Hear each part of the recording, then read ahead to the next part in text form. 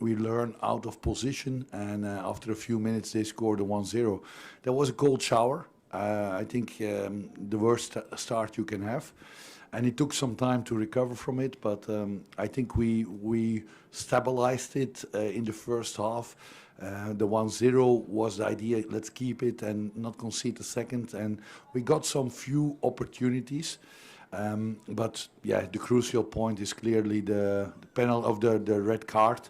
I didn't see it happening, so I can't judge it, but I believe that referees and VAR, VAR are always correct. They have the material to check, and then I think it must be a correct red card, otherwise they would not decide it. But with 10 against 11, playing against the African champion in this temperature made it even more tough. And we could in the second half do our best. We had some opportunities. That when we had opportunities, we didn't frame our shots. We shot them over, high. When Senegal shot on target, it was always on target. 3-4 good saves from Babou Kage, and 3 good goals from good, not good for me, but good goals from Senegal. And that was for me the biggest difference. We had also opportunities, we had also headers, we had also shots, but they missed target, and twice we had to target. One distance shot also from Moussa Barrow, but then Mendy was there. And they were more efficient. They were more direct in scoring target. And playing with 10 against 11 so long against such a strong opponent, we couldn't make it. And it's sad, we lost today a battle, but we didn't lose the war. En français? Aujourd'hui, naturellement...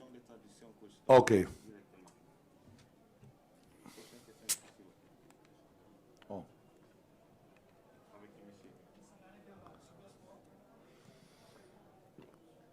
Sangaré Demba Super Sport.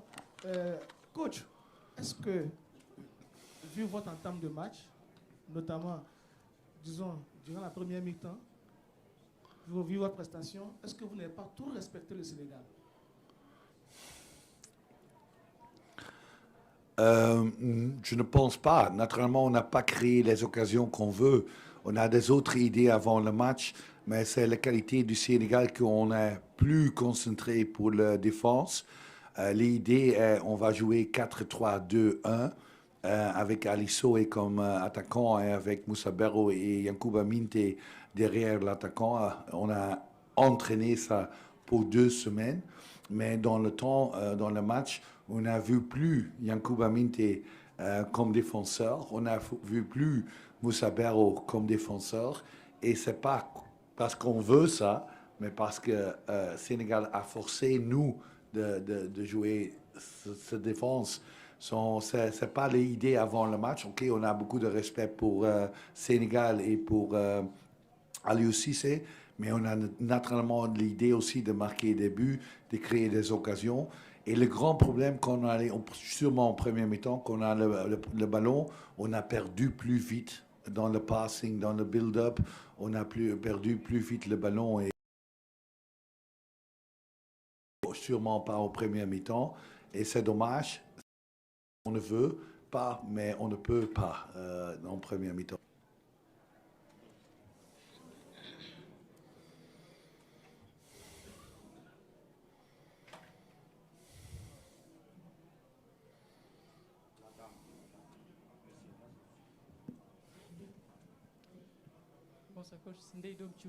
Bonjour, Emmanuel Baranguet pour l'agence France Presse. Vous l'avez dit, c'était trop dur à 10 contre 11 pendant toute une mi-temps sous cette chaleur. Qu'est-ce que vous avez vu quand même de votre équipe qui vous rassure et qui vous donne confiance pour les 2 matchs qu'il reste, au moins 2 matchs? Oui, pour moi, on a commencé au premier mi-temps pas mauvais, on a créé quelques occasions, naturellement Sénégal est mieux, mais la mentalité de mes joueurs aujourd'hui, ils jamais arrêté le battre. Il y a toujours la confiance de faire quelque chose, la discipline dans le jeu. Il y a beaucoup de points positifs pour moi.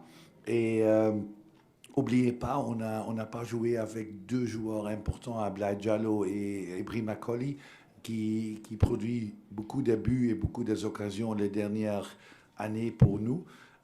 Et ça peut changer naturellement quelque chose. Et on a joué avec 10 joueurs contre 11 pour 45 minutes. Je pense qu'on a joué aujourd'hui 11 contre 11. On a peut-être plus facile pour rester 1-0 ou peut-être marquer les dernières minutes le 1. Mais je suis pas content avec les résultats, mais je suis content avec les performances de mes joueurs. Et je suis positif pour les prochains 2 matchs. Voilà, coach, c'est Ndeye Dom Diouf de Radio Sénégal. Cette entame de campagne est complètement différente de celle de 2021. Et par rapport à ces résultats, sur quoi vous allez vous appuyer pour pouvoir reconcentrer votre équipe et pouvoir poursuivre pour le reste de la CAN? Oui, le premier match en 2021, on a gagné. Un sentiment différent et c'est plus facile comme entraîneur.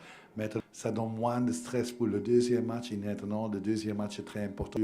De 3-0, ce n'est pas positif pour qualifier avec 3 points. Donc, je pense qu'on a besoin de 4 de Guinée. Merci beaucoup, coach. Bon.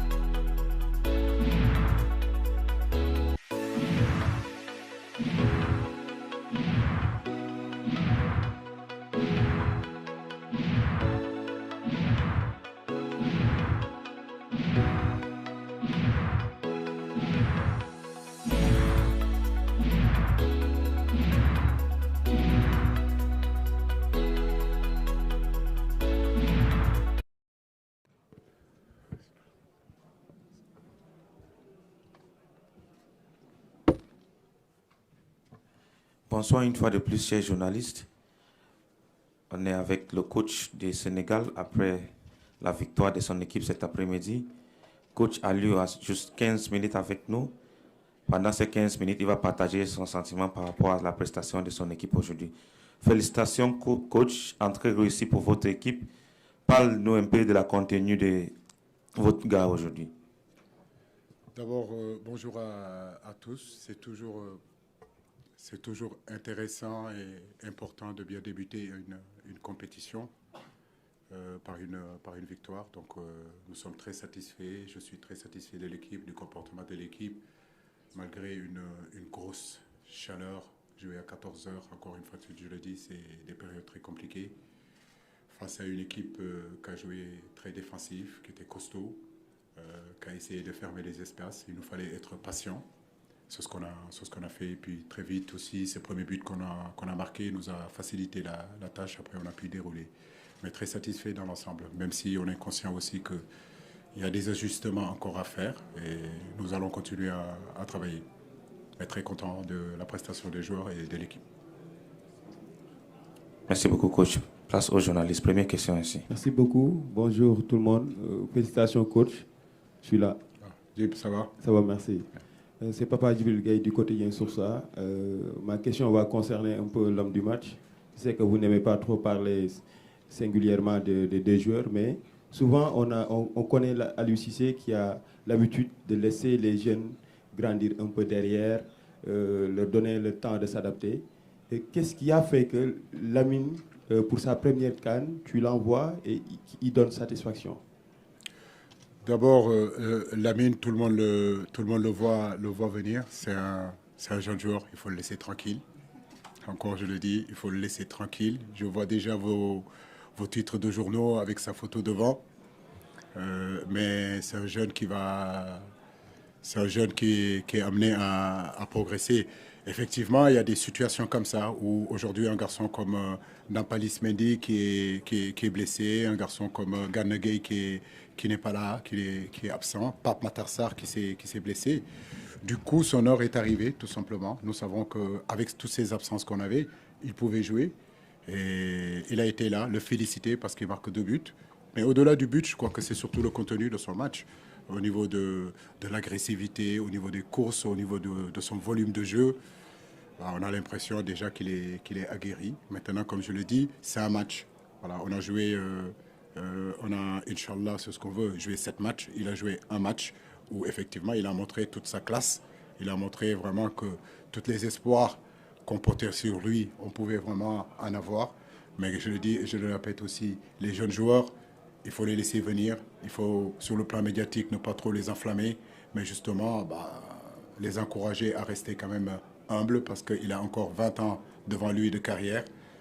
Ça ne suffit pas d'être bon sur un match, ça ne suffit pas d'être bon sur une compétition ou sur un championnat. Pour être un grand joueur, il faut être vraiment, comme on dit, régulier. C'est facile d'être en haut, le plus difficile c'est d'y être. Et je pense que le garçon, il a l'humilité qu'il faut pour ça.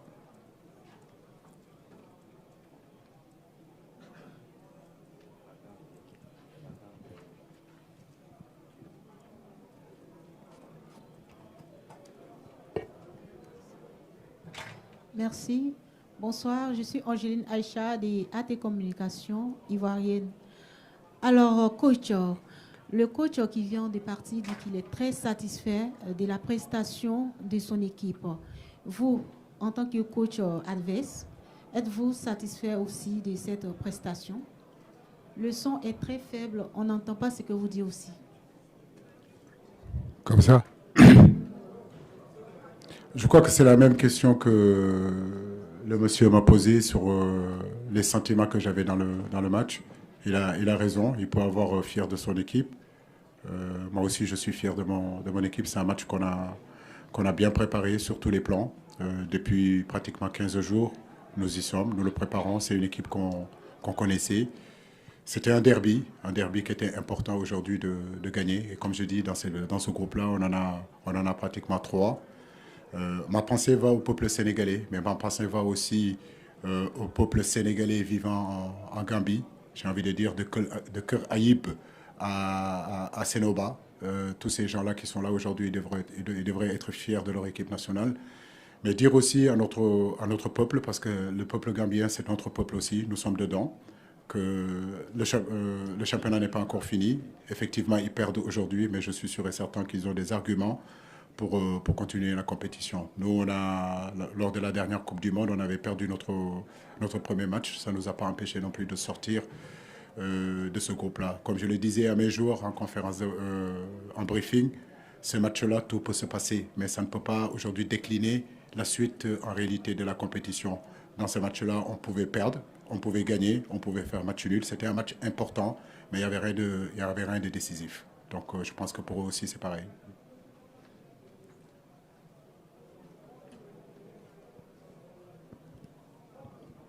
Bonsoir, coach. Non.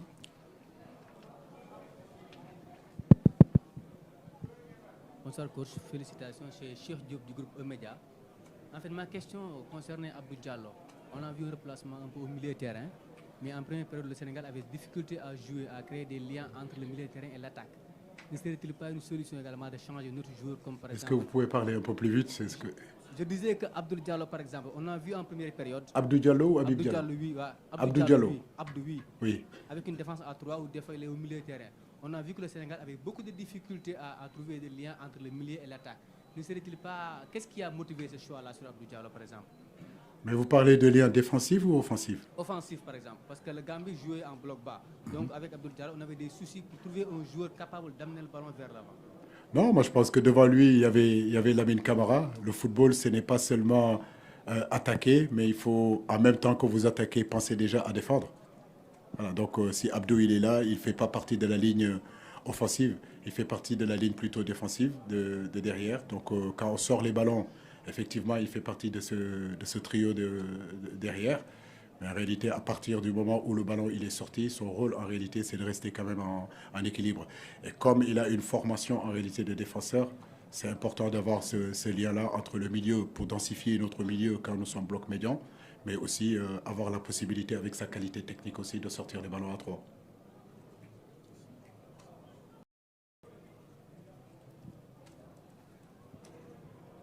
Bonsoir, coach.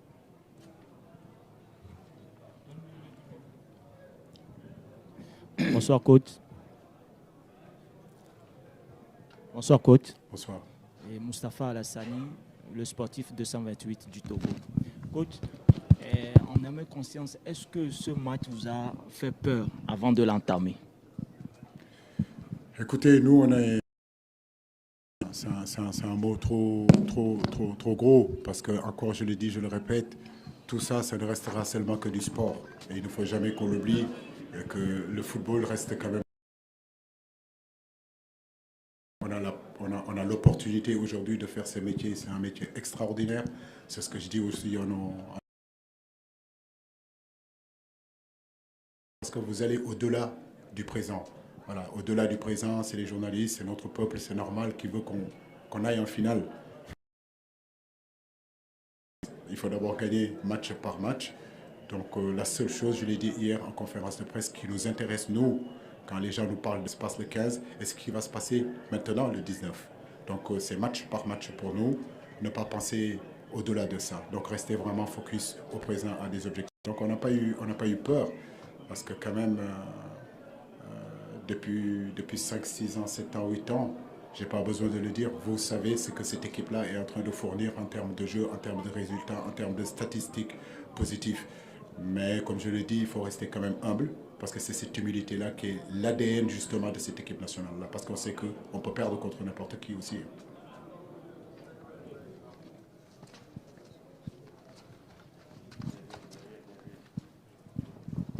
Bonjour coach, je m'appelle Abdoulaye Cham, je suis journaliste sénégalais. Félicitations pour cette victoire. Vous relevez un aspect extrêmement important, c'est la santé des joueurs. Jouer à 14h, tout le monde a vu cette chaleur-là, ici à Yamoussoukro, même pas qu'ici, pratiquement à chaque fois qu'il y a la CAN, on se retrouve dans cette situation. Mais tout le monde sait aussi que les droits de télévision, c'est ce qui fait nourrir la CAN, la CAF, la FIFA et ailleurs. Qu'est-ce qu'il faut concrètement pour trouver un juste milieu? Merci. Bon, Président, merci beaucoup. Je crois que rentrer dans ce domaine-là, qui n'est pas mon domaine, mais si vous me demandez mon avis, je peux la donner.